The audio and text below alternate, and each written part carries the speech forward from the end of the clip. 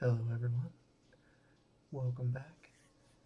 It's good to see you. Today, I'm going to bring you some just soft spoken, pretty much it's going to be rambles, but I'm going to talk about some of my favorite anime that I've ever seen and just give you my opinion on them, like a small mini review, and yeah, just try to help you get to sleep or study. Just someone talking in your ear might give you a hand with that, so let's just jump right into it.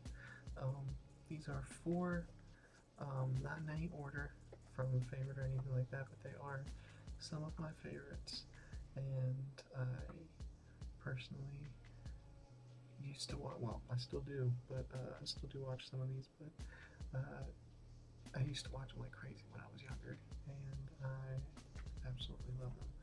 I'll also be making some noises with the cases, some tapping, since I did fix my Yeti. It almost tried to break on me again today, but we're back. We got it. We're there. We're good.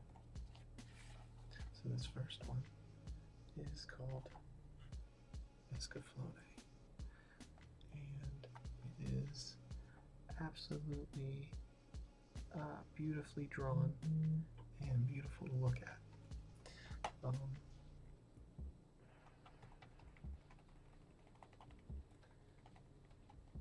It is an outstanding movie. Honestly, well, I could say a lot, but instead of me rambling, why don't I just read you this little excerpt from the back.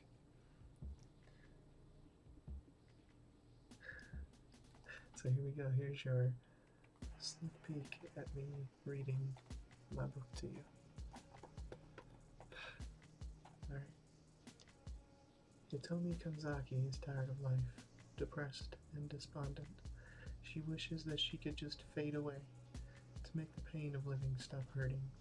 Her pain resonates with another in the world of Gaia, and when her wish is granted, she finds herself in a strange land. She is greeted as the winged goddess, who possesses the power to summon the legendary Escaflowne. Hitomi's fate is intertwined with the brash young warrior King Von, who also feels that life has lost its meaning. Sworn to strike back at the Black Dragon clan which destroyed his kingdom, he fights to exist, and he exists to fight. The arrival of the Wing Goddess marks the final turning point in Von's battle, as she holds an entire world's destiny in her heart. By summoning Escaflowne, the Wing Goddess will choose that path of Gaia's future. But in her heart's desire, salvation or destruction.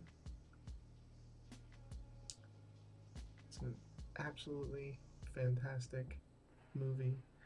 I don't remember the series as much because there was a series as well, but the movie is fantastic. Go check it out. It's PG-13. It's not super crazy. I don't think I need to warn anybody. There's a little bit of blood. There's some sword fighting and things like that, but it's nothing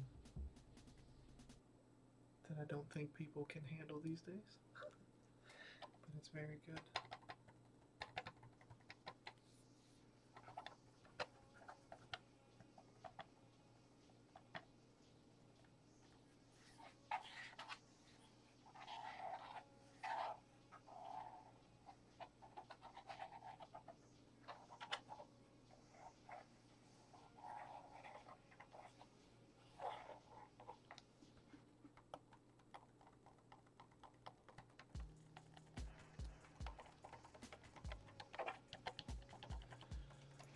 Alright, let's go to the next one. This one is... I remember seeing this as a kid in I think like the early 2000s. And it was like, I think it's six episodes. Say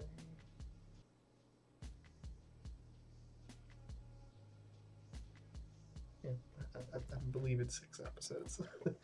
Either way, there's a lot of extra features on this, even though it's a really big fat case. But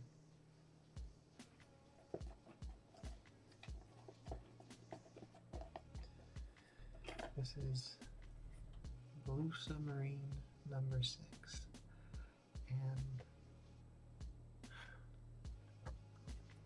it's got some underlying messages that I don't think a lot of people would catch on the first run through, but I've seen this like 10 times now, so if not more.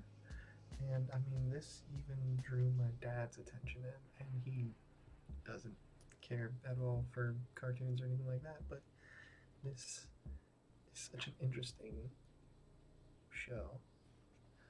It's very short.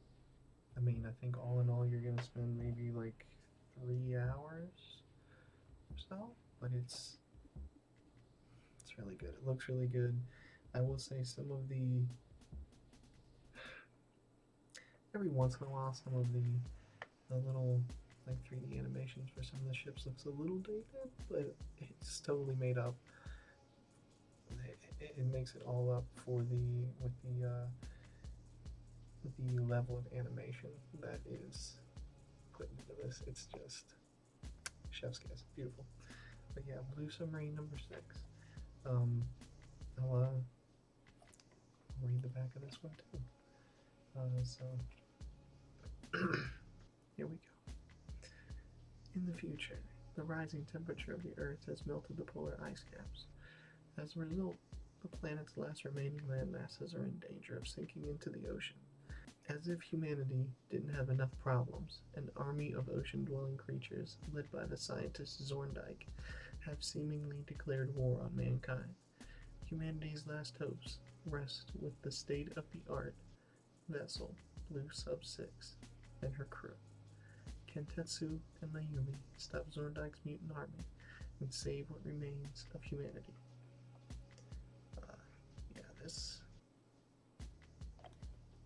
If you like anything like underwater, like if you liked Hunt for Red October, something like that, this is actually really, this will totally hit those same marks. But like, such a cool concept, such a cool execution for a show, and I think it's just fantastic, so definitely go check it out. Make a little noise with the case.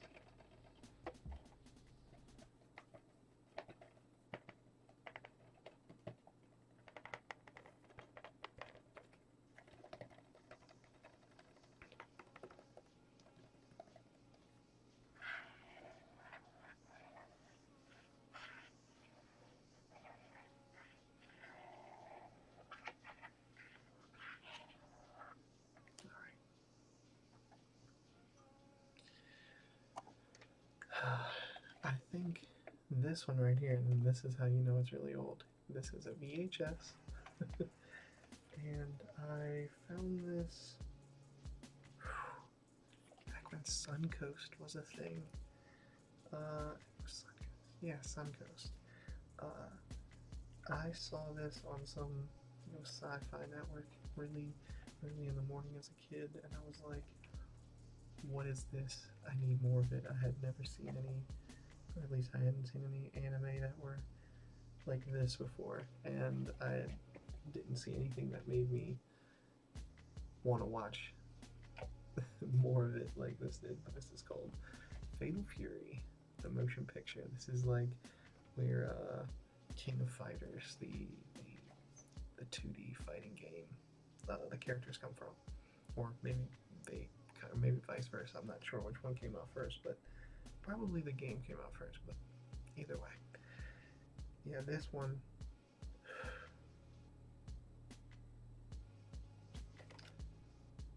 Fantastic. There's like a couple of corny parts to it, but the corniness kind of brings in that early 90s kind of grit, or maybe even late 80s. It might even be late 80s.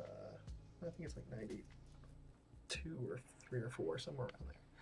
But it's just so good. It's such a good one. It's such a solid old entry into anime fighters. And this one's a little longer, so bear with me.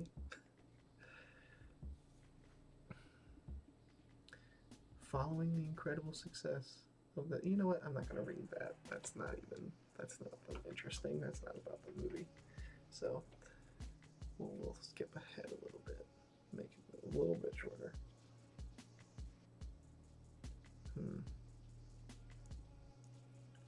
Yeah, you know, I'll read the first. Let's see here. Oh, this is gonna be fun with these names. So, prideful young Laucorn Godimus, descendant of an ancient family, has scoured archaeological sites around the world for the legendary Armor of Mars, lost by his ancestors during the Crusades. With the help of his 3 associates, Jamin, Pani, and Howard, Laucorn plans to use the immense, almost godlike powers of the armor to take vengeance on those who persecuted his family all those many years ago. I'll go a little further. To prevent her brother from acquiring it, Laucorn's beautiful, estranged twin sister Sulia enlists the aid of the only man in the world powerful enough to challenge him, bare-knuckled street fighter and martial arts legend Terry Bogard. Unless Terry and his own associate's younger brother Andy, Thai kickboxer Joe Higashi, and bouncy ninja Mai Shiranui can stop him, Laucorn will don the final piece of armor and become invincible. Power corrupts, and absolute power corrupts absolutely. Laucorn is already close to becoming the most powerful man in the world. What will happen when he gets the last piece? What will happen when he becomes a god? Yes, this movie is fantastic. Fatal Fury motion picture. Go check it out. Let's get some noises.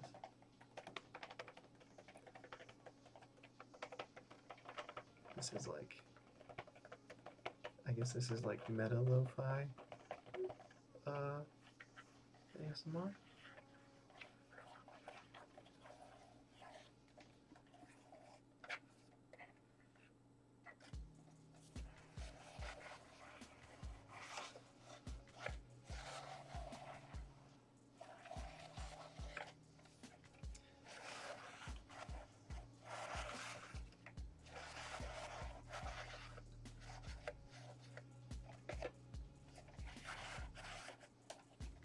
Switch it up.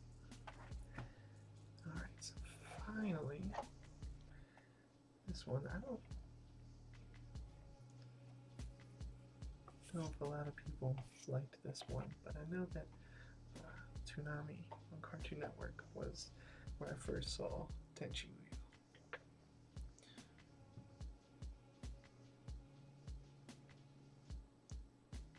This movie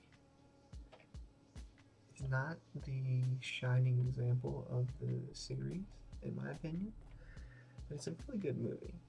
And really what it is that it's just a really good series. The first Tenchi Muyo show that was on Tsunami when I first saw it was just so different, and it was really a nice change from like what I was watching, like Dragon Ball Z and stuff like that, where it was just like all fighting and constant, like there's a little bit of that in Tenchi Muyo, but it's not, it's much more of a, I mean, let's call it what it is, it's a harem show, but it's not like, I don't know, it's different in a bunch of really good ways.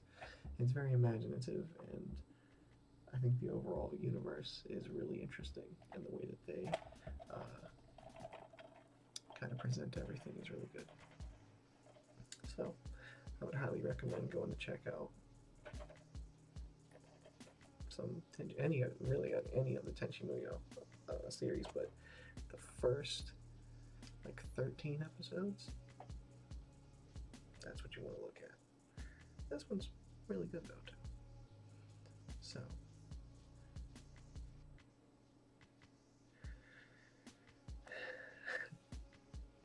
the Galaxy Police headquarters has vanished. One word is left. Kane. The merciless criminal Kane has escaped from subspace where he has been captured. Kane, who was deprived of his freedom by the Jirai royal family and Galaxy Police, has demolished the Galaxy Police headquarters and attacked the Jirayan King. His next target is Earth. Around the same time on Earth, Tenchi's house has suddenly disappeared. What's even worse is that Tenchi's body is disappearing too. Something must have happened in the past to Tenchi's mother, Achika. So the gang must now leave for a journey to the year 1970. It's a pretty fun little side story to the whole thing, but you would really need to see the rest of the show to get like the context needed for this. But nonetheless, one of my favorite series as a whole, and one of my favorite like lore stories to a whole show. It's pretty funny, and there's some great parts to it, and just really endearing characters and interesting storylines, and pretty funny, solid animation.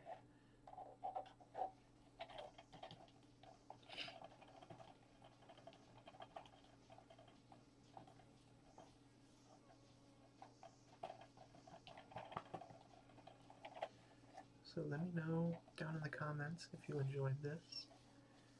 Let me know if you'd like me to do other nerdy things, like talk about, I don't know, my Yu-Gi-Oh deck, or like the manga that I used to read, and somewhat still do read sometimes. I'm hoping that you guys enjoy this. Do let me know. All the normal stuff I'm not gonna say, you know, all that, you know, like, comment, and subscribe stuff that I'm not gonna say, but thank you everyone for your support. Thanks for sticking by me, and I hope you enjoy this new type of video from me, and let me know what you think. So I will see you in the next video. Alright.